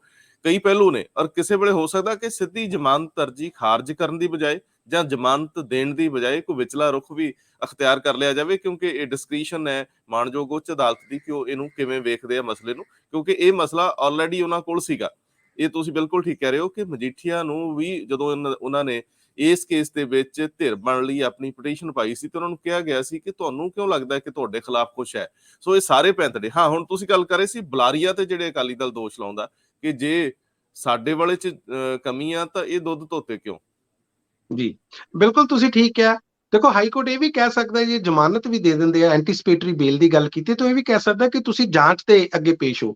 ਆਮ ਤੌਰ ਤੇ ਜਾਂਚ ਕਦੇ ਵੀ ਹਾਈ ਕੋਰਟ ਨਹੀਂ ਰੋਕਦਾ, ਤੇ ਨਾ ਹੀ ਹਜੇ ਤੱਕ ਦੇ ਉਹਨਾਂ ਦੇ ਕਿਸੇ ਤਰ੍ਹਾਂ ਦਾ ਕੋਈ ਇਸ ਤਰ੍ਹਾਂ ਦਾ ਰੋਲ ਆ ਕਿ ਉਹ ਜਾਂਚ ਰੋਕਣ ਦੀ ਕਿਸੇ ਤਰ੍ਹਾਂ ਦੀ ਸੰਭਾਵਨਾ ਰੱਖਦੇ ਹੋਣ। ਅੱਗੇ ਗੱਲ ਆਉਂਦੇ ਆ ਬੁਲਾਰੀਆ ਸਾਹਿਬ ਤੇ। ਇਹ ਗੱਲ ਬਿਲਕੁਲ ਠੀਕ ਆ ਕਿ ਜੇ ਅਕਾਲੀ ਐਮਐਲਏਸ ਤੇ ਜਾਂ ਅਕਾਲੀ ਆਗੂਆਂ ਤੇ ਇਹ ਕਿਸੇ ਤਰ੍ਹਾਂ ਦੀ ਗਾਜ ਡਿੱਗਦੀ ਆ ਜਾਂ ਪੁਲਿਸ ਦੀ ਇਨਵੈਸਟੀਗੇਸ਼ਨ ਚੱਲਦੀ ਹੈ, ਤੇ ਸਾਨੂੰ ਇਹ ਵੀ ਪਤਾ ਕਿ ਜਿਹੜਾ ਨੈਕਸਸ ਆ ਇਹ ਪੋਲੀਟੀਸ਼ੀਅਨਸ ਤੇ ਡਰੱਗ ਸਮਗਲਰਸ ਦਾ, ਤੇ ਜਿਹੜੇ ਉਹ ਪੋਲੀਟੀਸ਼ੀਅਨਸ ਨੇ, ਸਿਆਸਤਦਾਨ ਨੇ, ਉਹ ਕਿਸੇ ਵੀ ਪਾਰਟੀ ਦੇ ਹੋ ਸਕਦੇ ਨੇ। ਉਹ ਕਾਂਗਰਸ ਦੇ ਵੀ ਹੋ ਸਕਦੇ ਨੇ, ਸ਼੍ਰੋਮਣੀ ਅਕਾਲੀ ਦਲ ਦੇ ਵੀ ਹੋ ਸਕਦੇ ਨੇ, ਭਾਜਪਾ ਦੇ ਵੀ ਹੋ ਸਕਦੇ ਨੇ, ਜਾਂ ਹੋਰ ਤਮਾਮ ਉਹਨਾਂ ਪਾਰਟੀਆਂ ਦੇ ਹੋ ਸਕਦੇ ਨੇ। ਸੋ ਇਸ ਕਰਕੇ ਇਸ ਜਾਂਚ ਦਾ ਜਿਹੜਾ ਦਾਇਰਾ ਉਹ ਵਧਾਉਣਾ ਪਊਗਾ। ਐਲੀਗੇਸ਼ਨ ਲੱਗ ਰਹੇ ਨੇ, ਇਸ ਕਰਕੇ ਹੋ ਸਕਦਾ ਆਉਣ ਵਾਲੇ ਦਿਨ ਜਿਹੜੀ ਇਹ ਗੱਲ ਅੱਜ ਇਹਨਾਂ ਨੇ ਸੋਸ਼ਲ ਮੀਡੀਆ ਰਾਹੀਂ ਜਾਂ ਤਸਵੀਰਾਂ ਜਾਰੀ ਕਰਕੇ ਲਈ ਆ, ਇਹ ਗੱਲ ਕਹੀ ਆ, ਇਹ ਗੱਲ ਹਾਈ ਕੋਰਟ ਦੇ ਵਿੱਚ ਜਾਂ ਕੋਰਟਾਂ ਦੇ ਵਿੱਚ ਵੀ ਕਹੀ ਜਾ ਸਕਦੀ ਹੈ ਕਿ ਤੁਸੀਂ ਇੱਕ ਧਿਰ ਨੂੰ ਕਿਉਂ ਛੱਡ ਰਹੇ ਹੋ। ਸੋ ਮੈਨੂੰ ਲੱਗਦਾ ਇਸ ਜਾਂਚ ਦੀ ਜਿਹੜੀ ਵਿਸਤਾਰ ਆ, ਇਸ ਜਾਂਚ ਦੀ ਜਿਹੜਾ ਸਕੋਪ ਆ, ਉਹ ਆਉਣ ਵਾਲੇ ਦਿਨਾਂ 'ਚ ਵਧੂਗਾ। ਔਰ ਕਿਤੇ ਨਾ ਕਿਤੇ ਜੇ ਇਹ ਦੋਸ਼ ਲੱਗਦੇ ਹੋਣਗੇ ਕਿ ਤੁਹਾਡੀ ਬਾਇਸਡ ਆ ਜਾਂਚ ਜਾਂ ਸਿਰਫ ਇੱਕ ਪਾਰਟੀ ਦੇ ਖਿਲਾਫ ਆ, ਉਹਨਾਂ ਨੂੰ ਠੀਕ ਰੱਖਣ ਲਈ ਜਾਂ ਉਹਨਾਂ ਨੂੰ ਸਾਰਿਆਂ ਨੂੰ ਸੈਟੀਸਫਾਈ ਕਰਨ ਲਈ ਵੀ ਇਹ ਜਾਂਚ ਨੂੰ ਅੱਗੇ ਵਧਾਉਣਾ ਪਊਗਾ। ਜੀ ਰੰਧਾਵਾ ਜੀ। ਬਿਲਕੁਲ ਠੀਕ ਹੈ, ਕਿਉਂਕਿ ਇਹਦੇ ਵਿੱਚ ਬੁਲਾਰੀਆ ਨੇ ਡਿਨਾਈ ਕੀਤਾ ਇਹਨਾਂ ਗੱਲਾਂ ਨੂੰ ਕਿ ਇਹ 'ਚ ਕੋਈ ਸੱਚਾਈ ਨਹੀਂ। ਅਸੀਂ ਬਿਲਕੁਲ ਉਹਨਾਂ ਦੀ ਗੱਲ ਨਾਲ ਸਹਿਮਤ ਹੋ ਸਕਦੇ ਹਾਂ, ਲੇਕਿਨ ਜਾਂਚ ਆਪਣੀ ਜਗ੍ਹਾ ਹੈ। ਤੁਹਾਨੂੰ ਪਤਾ ਸ਼ਸ਼ੀਕਾਂਤ ਨੇ ਇੱਕ ਵਾਰੀ ਕਿਹਾ ਸੀ, ਮੈਂ ਸਰਦਾਰ ਪ੍ਰਕਾਸ਼ ਸਿੰਘ ਬਾਦਲ ਨੂੰ ਚਿੱਠੀ ਲਿਖੀ ਜਦੋਂ ਉਹ ਏਡੀਜੀਪੀ ਜੇਲ੍ਹਾਂ ਹੁੰਦੇ ਸੀਗੇ। ਬਾਅਦ ਦੇ ਵਿੱਚ ਉਹ ਕਿੱਧਰ ਚਲੇ ਗਏ, ਕੀ ਹੋਇਆ ਅਲੱਗ ਗੱਲ ਆ, ਲੇਕਿਨ ਉਦੋਂ ਇਹ ਰੌਲਾ ਪੈਂਦਾ ਰਿਹਾ ਸੀ ਕਿ ਨੈਕਸਸ ਬੜੇ ਤਗੜੇ ਆ। ਹੁਣ ਇਹਦੇ 'ਚ ਕਿਸੇ ਤੇ ਕੋਈ ਦੋਸ਼ ਲੱਗੇ, ਉਹ ਸਾਬਤ ਹੁੰਦੇ ਕਿ ਨਹੀਂ ਹੁੰਦੇ, ਕੀ ਆ ਰਿਸ਼ਤੇ ਕਿਵੇਂ ਆ, ਇਹਨਾਂ ਚੀਜ਼ਾਂ ਨੂੰ ਜੇ ਪਾਸੇ ਰੱਖ ਲਓ। ਲੇਕਿਨ ਜਾਂਚ ਠੀਕ ਹੈ ਤੁਹਾਡੀ ਗੱਲ ਕਿ ਇਹਦੇ ਵਿੱਚ ਪੱਖਪਾਤ ਤਾਂ ਹੋਣਾ ਹੀ ਨਹੀਂ ਚਾਹੀਦਾ, ਸਭ ਨੂੰ ਆਪਣੀ ਸਫਾਈ ਪੇਸ਼ ਕਰਨੀ ਚਾਹੀਦੀ ਹੈ। ਲੇਕਿਨ ਜੇਕਰ ਅਸੀਂ ਇਸ ਗੱਲ ਨੂੰ ਅੱਗੇ ਵਧਾਈਏ, ਡੀਜੀਪੀ ਸਾਹਿਬ ਦੇ ਨਿਯੁਕਤੀ ਨਾਲ ਸੰਬੰਧਿਤ ਯੂਪੀਐਸਸੀ ਦੀ ਪ੍ਰਕਿਰਿਆ ਨੇ ਫਿਰ ਤਸਵੀਰ ਸਾਫ਼ ਕੀਤੀ ਆ। ਇਸ ਵਾਰੀ ਇਹ ਸਪਸ਼ਟ ਨਹੀਂ ਹੋਇਆ, ਜਿਹੜੀ ਚਿੱਠੀ ਉਹਨਾਂ ਨੇ ਪੰਜਾਬ ਸਰਕਾਰ ਨੂੰ ਲਿਖੀ ਆ, ਯੂਪੀਐਸਸੀ ਵੱਲੋਂ ਆਈ ਹੈ, ਉਹਦੇ ਵਿੱਚ ਉਹਨਾਂ ਨੇ ਡੇਟ ਤਾਂ ਤੈਅ ਕਰਤੀ, ਲੇਕਿਨ ਇਹ ਨਹੀਂ ਦੱਸਿਆ ਕਿ ਅਸੀਂ ਤੁਹਾਡੀ ਪੁਰਾਣੀ ਮੰਗ ਮੰਨੀ ਹੈ ਕਿ ਨਹੀਂ ਮੰਨੀ। ਔਰ ਇਹ ਜਿਹੜੀ ਕੱਟ ਲਿਸਟ ਹੋਊਗੀ, ਇਹਦੀ ਜਿਹੜੀ ਤਾਰੀਖ ਹੈ ਉਹ 30 ਸਤੰਬਰ ਜਾਂ 5 ਅਕਤੂਬਰ। ਅਜੇ ਵੀ ਇਸ ਗੱਲ ਨੂੰ ਲੈ ਕੇ ਦੁਵਿਧਾ ਬਣੀ ਹੋਈ ਹੈ ਕਿ ਮੌਜੂਦਾ ਡੀਜੀਪੀ ਨੂੰ ਇਸ ਪੈਨਲ ਦੇ ਵਿੱਚ ਯੂਪੀਐਸਸੀ ਭੇਜਦੀ ਹੈ ਕਿ ਨਹੀਂ। ਸੋ ਔਖਾ ਹੋ ਜਾਊਗਾ ਜੇਕਰ ਉਹ ਪੈਨਲ ਦੇ ਵਿੱਚ ਮੌਜੂਦਾ ਡੀਜੀਪੀ ਸਿਧਾਰਥ ਚੱਟੋਪਾਧਿਆਏ ਸਾਹਿਬ ਨੂੰ ਨਹੀਂ ਰੱਖਦੇ, ਤਾਂ ਫਿਰ ਪੰਜਾਬ ਸਰਕਾਰ ਲਈ ਇਹ ਅਨਸਰ ਦੀ ਲੋੜ ਹੋਊਗੀ ਕਿ ਦੂਜੀ ਵਾਰੀ ਉਹਨਾਂ ਨੂੰ, ਚੰਨੀ ਸਰਕਾਰ ਨੂੰ, ਆਪਣਾ ਤੀਜਾ ਡੀਜੀਪੀ ਲਾਉਣਾ ਪਏਗਾ। ਕੀ ਕਹਿੰਦੇ ਹੋ? ਤੁਹਾਡੀ ਗੱਲ ਬਿਲਕੁਲ ਠੀਕ ਹੈ। ਦੇਖੋ ਯੂਪੀਐਸਸੀ ਨੇ ਪਹਿਲਾਂ ਹੀ ਕਹਿਤਾ ਕਿ ਜਿਹੜੇ ਤੱਥ ਤੁਸੀਂ ਪਹਿਲਾਂ ਦਿੱਤੇ ਆ, ਜਿਸ ਤਰ੍ਹਾਂ ਤੁਸੀਂ ਕੱਟ ਆਫ ਡੇਟ ਦੀ ਗੱਲ ਕਰਦੇ ਹੋ, ਯਾਨੀ ਕਿ ਉਹਨਾਂ ਨੇ ਪੰਜਾਬ ਸਰਕਾਰ ਨੂੰ ਲਿਖਿਆ ਸੀ ਕਿ ਉਹ ਅਸੀਂ ਤੁਹਾਡੀ 30 ਸਤੰਬਰ ਨਹੀਂ ਮੰਨ ਸਕਦੇ, ਕਿਉਂਕਿ 4 ਅਕਤੂਬਰ ਤੱਕ ਜਿਹੜੇ ਸਾਬਕਾ ਡੀਜੀਪੀ ਦਿਨਕਰ ਗੁਪਤਾ ਸੀ ਉਹ ਮੌਜੂਦ ਸੀ ਆਪਣੀ ਉਸ ਪੋਜੀਸ਼ਨ ਤੇ। ਸੋ ਅਸੀਂ 5 ਅਕਤੂਬਰ ਹੀ ਕੱਟ ਆਫ ਡੇਟ ਲਵਾਂਗੇ, ਇਹ ਗੱਲ ਉਹਨਾਂ ਨੇ ਕਹੀ ਸੀ। ਲੇਕਿਨ ਜੇ ਤੁਹਾਡੇ ਕੋਲ ਕਿਸੇ ਤਰ੍ਹਾਂ ਦਾ ਹੋਰ ਕੋਈ ਤੱਥ ਆ ਜਾਂ ਕਿਸੇ ਤਰ੍ਹਾਂ ਦਾ ਹੋਰ ਕੋਈ ਇਸ ਤਰ੍ਹਾਂ ਦਾ ਕੋਈ ਤੁਹਾਡੇ ਕੋਲੇ ਕੋਈ ਤਰਕ ਆ, ਉਹ ਸਾਨੂੰ ਤੁਸੀਂ ਜ਼ਰੂਰ ਪੇਸ਼ ਕਰੋ, ਅਸੀਂ ਉਸ ਤੇ ਵਿਚਾਰ ਕਰਾਂਗੇ। ਹੁਣ ਇਹਨਾਂ ਦਿਨਾਂ ਦੇ ਦੌਰਾਨ ਕੀ ਪੰਜਾਬ ਸਰਕਾਰ ਨੇ ਕੋਈ ਦੁਬਾਰਾ ਚਿੱਠੀ ਭੇਜ ਕੇ ਜਾਂ ਦੁਬਾਰਾ ਗੱਲਬਾਤ ਕਰਕੇ ਕੋਈ ਨਵੇਂ ਤਰਕ ਦਿੱਤੇ ਆ ਜਾਂ ਕੋਈ ਨਵੇਂ ਰੀਜ਼ਨ ਦਿੱਤੇ, ਇਸ ਬਾਰੇ ਹਜੇ ਸਾਨੂੰ ਪਤਾ ਲੱਗੂਗਾ। ਲੇਕਿਨ ਇੱਕ ਗੱਲ ਜ਼ਰੂਰ ਆ ਕਿ 4 ਤਰੀਕ ਦੀ 4 ਜਨਵਰੀ ਦੀ ਯੂਪੀਐਸਸੀ ਨੇ ਮੀਟਿੰਗ ਰੱਖ ਕੇ ਇਹ ਗੱਲ ਜ਼ਰੂਰ ਸਪਸ਼ਟ ਕਰ ਦਿੱਤੀ ਹੈ ਕਿ ਜਾਂ ਤਾਂ ਉਹ ਸਿਧਾਰਥ ਚੱਟੋਪਾਧਿਆਏ ਨੂੰ ਉਹ ਰੱਖਣਗੇ ਤੇ ਜਾਂ ਫਿਰ ਨਵੇਂ ਡੀਜੀਪੀ ਦੀ ਨਿਯੁਕਤੀ ਹੋਊਗੀ। ਲੇਕਿਨ ਇੱਕ ਗੱਲ ਜ਼ਰੂਰ ਆ ਕਿ ਜਿਹੜੇ ਆਲਰੇਡੀ ਜਾਂਚਾਂ ਚੱਲ ਰਹੀਆਂ ਨੇ, ਜੋ ਕੇਸ ਚੱਲ ਰਹੇ ਨੇ ਨਸ਼ਿਆਂ ਨੂੰ ਲੈ ਕੇ ਜਾਂ ਹੋਰ, ਉਹਨਾਂ ਤੇ ਇੱਕ ਵਾਰੀ ਜ਼ਰੂਰ ਕਿਸੇ ਨਾ ਕਿਸੇ ਤਰ੍ਹਾਂ ਵਿਘਨ ਜ਼ਰੂਰ ਪਏਗਾ। ਲੇਕਿਨ ਇਹਨਾਂ ਚੀਜ਼ਾਂ ਨੂੰ ਵੀ, ਕਿਉਂਕਿ ਪੰਜਾਬ ਸਰਕਾਰ ਨੇ ਇਹਨਾਂ ਸਾਰੇ ਤਰਕਾਂ ਨੂੰ UPSC ਅੱਗੇ ਜ਼ਰੂਰ ਰੱਖਿਆ ਹੋਣਾ, ਸੋ 4 ਤਰੀਕ ਨੂੰ ਸਾਨੂੰ ਪਤਾ ਲੱਗੂਗਾ, ਜਾਂ ਸ਼ਾਇਦ ਉਸ ਤੋਂ ਪਹਿਲਾਂ ਵੀ ਪਤਾ ਲੱਗ ਜੇ ਕਿ ਸ਼ਾਇਦ ਜਿਹੜੇ ਮੌਜੂਦਾ DGP ਨੇ ਇਹ ਜਾਰੀ ਰਹਿਣਗੇ, ਇਹ ਆਪਣੀ ਇਸੇ ਪੋਜੀਸ਼ਨ ਤੇ ਬਰਕਰਾਰ ਰਹਿਣਗੇ ਜਾਂ ਨਹੀਂ। ਜੀ ਰੰਧਾਵਾ ਜੀ। ਮਨਪ੍ਰੀਤ ਜੀ, ਕਿਉਂਕਿ ਪੁਲਿਸ ਨਾਲ ਜੁੜਦੀ ਗੱਲ ਕਰ ਰਹੇ ਆ ਤਾਂ ਇਸ ਗੱਲ ਨੂੰ ਵੀ ਅੱਗੇ ਵਧਾ ਲਈਏ ਕਿ ਸਿੱਧੂ ਨੂੰ ਇੱਕ DSP ਨੇ ਨੋਟਿਸ ਭੇਜਤਾ, ਹਾਸੇ ਠੱਠੇ ਚ ਕੀਤੀ ਮਸਕਰੀ ਜਾਂ ਕੀਤਾ ਤੰਜ, ਇਸ ਵੇਲੇ ਕੋਰਟਾਂ ਕਚਹਿਰੀਆਂ ਵੱਲ ਨੂੰ ਹੋ ਤੁਰਿਆ। ਕਿਉਂਕਿ ਪਤਾ ਨਹੀਂ ਸਿੱਧੂ ਹੁਣ ਕਿਸੇ ਦੇ ਕਹੇ ਤੇ ਮੰਨਦੇ ਵੀ ਕਿ ਨਹੀਂ। ਪਹਿਲੀ ਗੱਲ ਤੇ ਉਹ ਮੰਨਦੇ ਨਹੀਂ ਹੁੰਦੇ। ਉਹ ਉਸ ਮਾਨਹਾਨੀ ਦੇ ਨੋਟਿਸ ਨੂੰ 21 ਦਿਨ ਦੇ ਵਿੱਚ ਉਹਨਾਂ ਕਿਹਾ ਕਿ ਸਿੱਧੀ ਸਿੱਧੀ ਮਾਫੀ ਮੰਗੋ। ਹੁਣ ਮਾਫੀ ਔਖਾ ਜਿਹਾ ਸਵਾਲ ਪੈ ਗਿਆ। ਇਹ ਕਹੀ ਜਾਣਗੇ ਕਿ ਮੈਂ ਤੇ ਹਾਸੇ ਠੱਠੇ ਚ ਕਿਹਾ, ਪਰ ਅਗਲਿਆਂ ਕਹਿਣਾ ਵੀ ਮਾਫੀ ਮੰਗੋ ਜੋ ਤੁਸੀਂ ਕਿਹਾ। ਕੱਲ ਸੁਖਬੀਰ ਬਾਦਲ ਅੰਮ੍ਰਿਤਸਰ ਦੇ ਵਿੱਚ ਇਹੀ ਕਹਿ ਗਏ ਕਿ ਤਾਂ ਚਵਾਨੀ ਨਹੀਂ ਲੋਕਾਂ ਦੀਆਂ ਜੇਬਾਂ ਚ ਛੱਡਦੇ। ਇਹ ਸਿਆਸਤਦਾਨਾਂ ਨੇ ਜਿਹੜੇ ਇਹ ਗੱਠਜੋੜ ਬਣਾਏ ਸੀਗੇ, ਹੁਣ ਉਹਨਾਂ ਲਈ ਭਾਰੀ ਪੈਣ ਲੱਗੇ। ਕਿਉਂਕਿ ਸੋਸ਼ਲ ਮੀਡੀਆ ਦਾ ਜ਼ਮਾਨਾ ਹੈ, ਨਿੱਕੀ ਨਿੱਕੀ ਚੀਜ਼ ਐ ਉਛਲਦੀ ਆ। ਤੁਹਾਨੂੰ ਪਤਾ ਹੀ ਆ, ਇਹ ਮਦਾਰੀ ਦੀ ਖੇਡ ਵਰਗੀ ਹੋ ਗਈ ਆ। ਤੁਹਾਡੇ ਲਈ ਹੁਣ ਲਫ਼ਜ਼ ਚੋਣ ਬਹੁਤ ਅਹਿਮ ਹੋ ਗਈ ਹੈ। ਤੁਹਾਨੂੰ ਨਹੀਂ ਪਤਾ ਕਿ ਕੌਣ ਤੁਹਾਨੂੰ ਕਿੱਥੇ ਕਿਹਨਾਂ ਅਰਥਾਂ ਨਾਲ ਲੈ ਰਿਹਾ। ਸੋ ਇਹ ਹਾਸੇ ਠੱਠੇ, ਇਹ ਸਿਆਸੀ ਤੰਜ, ਇਹਨਾਂ ਦਿਨਾਂ ਦੇ ਜੁਮਲੇ, ਇਹ ਸਿਆਸੀ ਜਿਹੜੇ ਮੰਚ ਹੁੰਦੇ ਆ, ਇਹਨਾਂ ਦੇ ਉੱਤੇ ਹੁਣ ਟੇਢੀ ਨਜ਼ਰ ਰਿਹਾ ਕਰੂਗੀ। ਇਹ ਤੇ ਜਰਾ ਦਿਲਚਸਪ ਟਿੱਪਣੀ ਦਿਓ, ਉਸ ਤੋਂ ਬਾਅਦ ਅਸੀਂ ਚੋਣ ਕਮਿਸ਼ਨ ਦੇ ਉੱਤੇ ਚੱਲਦੇ ਹਾਂ। ਕੀ ਕਿਤੇ ਪੰਜਾਬ ਦੀ ਇਲੈਕਸ਼ਨ ਦੂਜੇ ਸੂਬਿਆਂ ਦੇ ਨਾਲ ਅੱਗੇ ਵਧਾਉਣ ਦਾ ਮਨ ਤਾਂ ਨਹੀਂ ਬਣਿਆ? ਚਲੋ 2 ਮਹੀਨੇ ਅੱਗੇ ਕਰ ਲਈਏ। ਇਹ ਮੈਨੂੰ ਜ਼ਰੂਰ ਪਹਿਲਾਂ ਦੱਸਿਓ ਕਿ ਇਹ ਟਿੱਪਣੀਆਂ ਦੀ ਜਿਹੜੀ ਖੇਤੀ ਹੋ ਰਹੀ ਆ, ਇਹਦੇ ਤੇ ਫਸਲ ਉੱਗੂ ਕਿ ਨਹੀਂ। ਰੰਧਾਵਾ ਜੀ, ਤੁਸੀਂ ਦੇਖੋ, ਬੜੇ ਹੈਰਾਨੀ ਦੀ ਗੱਲ ਆ। ਪਹਿਲੀ ਤੇ ਗੱਲ ਆ ਕਿ ਜਦੋਂ ਪੰਜਾਬ ਪੁਲਿਸ ਦੇ ਮੁਤਲਕ ਇਹ ਟਿੱਪਣੀ ਕੀਤੀ ਗਈ ਸੀ, ਸੁਲਤਾਨਪੁਰ ਲੋਧੀ ਦੇ ਵਿੱਚ ਨਵਤੇਜ ਸਿੰਘ ਚੀਮਾ ਦੀ ਰੈਲੀ ਐਡਰੈਸ ਕਰ ਰਹੇ ਸੀ ਨਵਜੋਤ ਸਿੰਘ ਸਿੱਧੂ, ਉੱਥੇ ਇਹ ਕਮੈਂਟ ਕੀਤਾ ਗਿਆ ਸੀ। ਲੇਕਿਨ ਜਿਹੜੀ ਮਾਨਹਾਨੀ ਹੁੰਦੀ ਆ, ਉਹ ਇੱਕ ਚੰਡੀਗੜ੍ਹ ਪੁਲਿਸ ਦੇ DSP ਦੀ ਹੁੰਦੀ ਹੈ, ਦਲਸ਼ੇਰ ਸਿੰਘ ਚੰਦੇਲ ਹੋਣਾ ਦੀ। ਮੈਨੂੰ ਇਹ ਸਮਝ ਨਹੀਂ ਆਉਂਦੀ ਕਿ ਜਦੋਂ KPS ਗਿੱਲ ਵਰਗੇ ਇੱਕ ਮਹਿਲਾ IAS ਅਫੀਸਰ ਨਾਲ ਬਦਸਲੂਕੀ ਕਰਦੇ ਆ, ਔਰ ਤੁਹਾਨੂੰ ਪਤਾ ਉਹ ਕਿੱਥੇ ਤੱਕ ਮਾਮਲਾ ਗਿਆ, ਉਦੋਂ ਇਹਨਾਂ ਦੀ ਮਾਨਹਾਨੀ ਨਹੀਂ ਹੁੰਦੀ।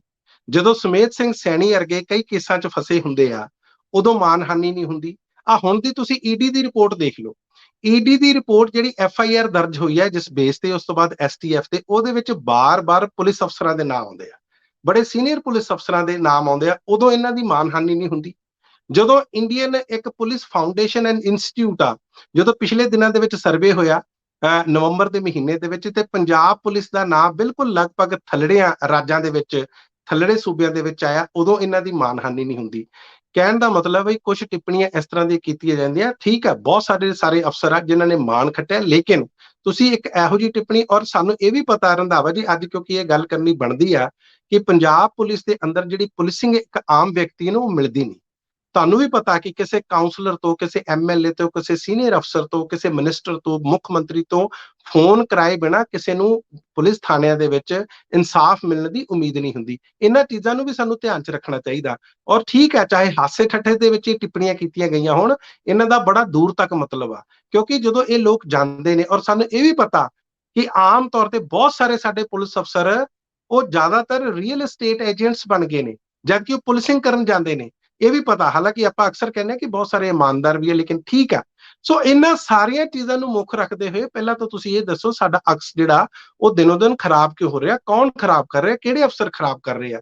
ਜੇ ਇਸ ਮੱਦੇ ਨਜ਼ਰ ਜੇ ਉਹਨਾਂ ਨੇ ਟਿੱਪਣੀ ਕਰਦੀ, ਮੈਨੂੰ ਲੱਗਦਾ ਨਹੀਂ। ਸੋ ਮੈਨੂੰ ਲੱਗਦਾ ਇਹ ਜਾਣਬੁੱਝ ਕੇ ਇਹੋ ਜਿਹੀ ਚੀਜ਼ ਕਰਵਾਈ ਗਈ ਹੈ। ਬਹੁਤ ਸਾਰੇ ਇਸ ਤਰ੍ਹਾਂ ਦੀ ਚੀਜ਼ਾਂ, ਜਦੋਂ ਮਹਾਰਾਸ਼ਟਰ ਦੇ ਜਿਹੜੇ IPS ਕਮਿਸ਼ਨਰ ਆ ਪਰਮਬੀਰ ਸਿੰਘ, ਉਹ ਗਾਇਬ ਹੋ ਜਾਂਦੇ ਨੇ, ਕਈ ਦਿਨ ਗਾਇਬ ਰਹਿੰਦੇ ਨੇ, 100 ਕਰੋੜ ਦਾ ਉਹ ਆਪਣੇ ਜਿਹੜੇ ਮੰਤਰੀ ਆ, ਜਿਹੜੇ ਗ੍ਰਹਿ ਮੰਤਰੀ ਆ, ਉਹਨਾਂ ਤੇ ਦੋਸ਼ ਲਾਉਂਦੇ ਆ ਤੇ ਬਾਅਦ ਜਾ ਕੇ ਫਿਰ ਸਸਪੈਂਡ ਹੋ ਜਾਂਦੇ। ਇਹ ਸਾਰੀਆਂ ਚੀਜ਼ਾਂ ਨੂੰ ਮੱਦੇਨਜ਼ਰ ਰੱਖਣਾ ਚਾਹੀਦਾ। ਸੋ ਇਸ ਕਰਕੇ ਮੇਰਾ ਕਹਿਣ ਦਾ ਮਤਲਬ ਕਿ ਜਿਹੜੇ ਸਿਆਸਤਦਾਨ ਹੈ, ਸੁਖਬੀਰ ਸਿੰਘ ਬਾਦਲ ਆ, ਬਿਲਕੁਲ ਉਹ ਠੀਕ ਕਹਿ ਰਹੇ, ਪਰ ਸੁਖਬੀਰ ਸਿੰਘ ਬਾਦਲ ਨੂੰ ਵੀ ਧਿਆਨ ਰੱਖਣਾ ਚਾਹੀਦਾ। ਜਿਹੜਾ ਹਲਕੇ ਇੰਚਾਰਜ ਦੇ ਵਿੱਚ ਖਾਸ ਤੌਰ ਤੇ ਹਾਰੇ ਹੋਏ ਜਿਹੜੇ MLA ਹੁੰਦੇ ਸੀ, ਉਹਨਾਂ ਦੇ ਹਲਕਿਆਂ ਦੇ ਵਿੱਚ DSP ਲਾਉਣ ਦੀ ਪ੍ਰਥਾ ਕਿਹਨਾਂ ਨੇ ਸ਼ੁਰੂ ਕੀਤੀ ਸੀ? ਉਹ ਸ਼੍ਰੋਮਣੀ ਅਕਾਲੀ ਦਲ ਨੇ ਸ਼ੁਰੂ ਕੀਤੀ ਸੀ।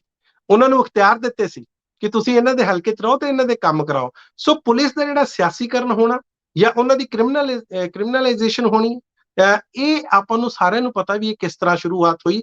ਇਹਦਾ ਜਿਹੜਾ ਨੈਕਸਸ ਆ, ਉਹ ਕਈ ਵਾਰੀ ਟਿੱਪਣੀਆਂ ਹੋਈਆਂ ਕਿ ਇਹ ਟੁੱਟਣਾ ਚਾਹੀਦਾ, ਲੇਕਿਨ ਇਹ ਹੈ, ਲੇਕਿਨ ਇਸ ਚੀਜ਼ ਨੂੰ ਸਾਨੂੰ ਮੰਨਣਾ ਵੀ ਪੈਣਾ। ਜੀ ਬਿਲਕੁਲ ਠੀਕ ਹੈ, ਅਸੀਂ ਕਿਸੇ ਤੇ ਨਿੱਜੀ ਦੋਸ਼ ਨਹੀਂ ਲਾਉਂਦੇ, ਸਾਰੇ ਪੁਲਿਸ ਅਫਸਰ ਇੱਕੋ ਜਿਹੇ ਨਹੀਂ, ਸਭ ਤੋਂ ਵੱਧ ਇਸ ਫੋਰਸ ਦੇ ਵਿੱਚ ਸਾਡੇ ਮਿੱਤਰ ਬੈਠੇ ਆ, ਲੇਕਿਨ ਇਹਦੇ 'ਚ ਕੋਈ ਦੋ ਰਾਵਾਂ ਨਹੀਂ ਕਿ ਰਾਹ ਖੜੇ ਜਾਂਦੇ ਲੋਕਾਂ ਨੂੰ ਐਵੇਂ ਟੀਚਰ ਜਾਂ ਕਿਧਰੇ ਕਿਸੇ ਬੱਚੇ ਨੂੰ ਵੇਖ ਕੇ ਬਾਈਕ ਤੇ ਜਾਂਦਿਆਂ ਕਿਸੇ ਦੇ ਚਪੇੜ ਕੱਢ ਮਾਰਨੀ, ਕਿਸੇ ਨੂੰ ਗਾਲ ਕੱਢ ਦੇਣੀ, ਇਹ ਚੀਜ਼ਾਂ ਵੀ ਤਾਂ ਸਾਡੇ ਹਿੱਸਾ ਤੁਹਾਡੇ ਮੂਡ ਤੇ ਨਿਰਭਰ ਹੁੰਦਾ ਕਿ ਤੁਸੀਂ ਕਿਸ ਦਿਨ ਕਿਹੋ ਜਿਹੀ ਸਥਿਤੀ 'ਚ ਹੈਗੇ ਹੋ। ਨੋ ਡਾਊਟ ਸਾਡੀ ਪੰਜਾਬ ਪੁਲਿਸ ਬਹੁਤ ਮੁਸ਼ਕਲ ਹਾਲਾਤਾਂ 'ਚ ਕੰਮ ਕਰਦੀ ਆ, ਇਹਨਾਂ ਦੀ ਡਿਊਟੀ ਆਰਸ ਬਹੁਤ ਵਿੰਗੇਟਿਡ ਆ, ਇਹਨਾਂ ਨੂੰ ਉਨੀਆਂ ਛੁੱਟੀਆਂ ਨਹੀਂ ਮਿਲਦੀਆਂ, ਲੇਕਿਨ ਇਹਦਾ ਮਤਲਬ ਇਹ ਵੀ ਨਹੀਂ ਕਿ ਤੁਸੀਂ ਜਿਹੜੇ ਮਨੁੱਖੀ ਅਧਿਕਾਰ ਆ ਉਹਨਾਂ ਨੂੰ ਬਿਲਕੁਲ ਹੀ ਦਰਕਨਾਰ ਕਰ ਦਿਓ, ਕਿਉਂਕਿ ਪੁਲਿਸ ਹੀ ਇੱਕ ਐਸਾ ਢਾਂਚਾ ਹੈ ਜਿਹਦੇ ਤੇ ਵਿਸ਼ਵਾਸ ਕਰਕੇ ਬੰਦਾ ਸਮਾਜ 'ਚ ਬੇਖੌਫ ਵਿਚਰ ਸਕਦਾ। ਤੇ ਜੇਕਰ ਮੈਂ ਇਹਨਾਂ ਮਿੱਤਰਾਂ ਨੂੰ ਜ਼ਰੂਰ ਕਹੂੰਗਾ ਕਿ ਜੇ ਡਰ ਹੀ ਤੁਹਾਡੇ ਤੋਂ ਆਉਂਦੇ ਹੋਣ ਤਾਂ ਫਿਰ ਇਹ ਵੀ ਅੰਦਰ ਝਾਤੀ ਮਾਰਨ ਦੀ ਲੋੜ ਆ। ਕਈ ਵਾਰੀ ਬੰਦਾ ਚੋਰ ਚਾਰ ਤੋਂ ਜਾਂ ਗੁੰਡੇ ਤੋਂ ਡਰਨ ਨਾਲੋਂ ਪੁਲਿਸ ਤੋਂ ਜ਼ਿਆਦਾ ਡਰਦਾ ਹੈ। ਸੋ ਇਹ ਡਰ ਖਤਮ ਕਰਕੇ ਤੇ ਰਿਸ਼ਤਿਆਂ ਨੂੰ ਬਿਹਤਰ ਕਰਨਾ ਬਣਦਾ। ਤੁਹਾਡੀ ਗੱਲ ਵੀ ਠੀਕ ਆ ਕਿ ਉਹ ਜਿਹੜੇ ਹਲਕਾ ਵਾਈਜ਼ ਡੀਐਸਪੀ ਲਾਉਣ ਦੀ ਪ੍ਰਕਿਰਿਆ ਸੀ, ਬਾਦਲ ਸਾਹਿਬ ਨੇ ਸ਼ੁਰੂ ਕੀਤੀ ਸੀ ਵੀ ਜੌਰ ਐਮਐਲਏ ਜਾਂ ਹਲਕਾ ਇੰਚਾਰਜ ਜਿਹੜਾ ਕਹਿੰਦਾ ਉਹਨੂੰ ਲਾ ਦਿੰਦੇ ਆ। ਫਿਰ ਡੀਐਸਪੀ ਨੂੰ ਵੀ ਵਿਚਾਰੇ ਨੂੰ ਹਾਜ਼ਰੀ ਉੱਥੇ ਹੀ ਭਰਨੀ ਪੈਂਦੀ ਸੀ, ਉਹ ਆਪਣੇ ਐਸਐਸਪੀ ਕੋਲ ਕਿਉਂ ਜਾਊਗਾ? ਐਸਐਚਓ ਪਹਿਲਾਂ ਸਿੱਧਾ ਇੰਚਾਰਜ ਕੋਲ ਜਾਂਦਾ ਸੀ, ਹਲਕਾ ਇੰਚਾਰਜ ਕੋਲ ਜਾਂ ਹਲਕੇ ਦੇ ਐਮਐਲਏ ਕੋਲ, ਪਤਾ ਹੈ ਉੱਥੋਂ ਹੀ ਪੋਸਟਿੰਗ ਹੋਣੀ, ਉਹਨੇ ਹੀ ਕਹਿ ਕੇ ਐਸਐਸਪੀ ਨੂੰ ਲਵਾਉਣਾ ਜਾਂ ਹਟਾਉਣਾ।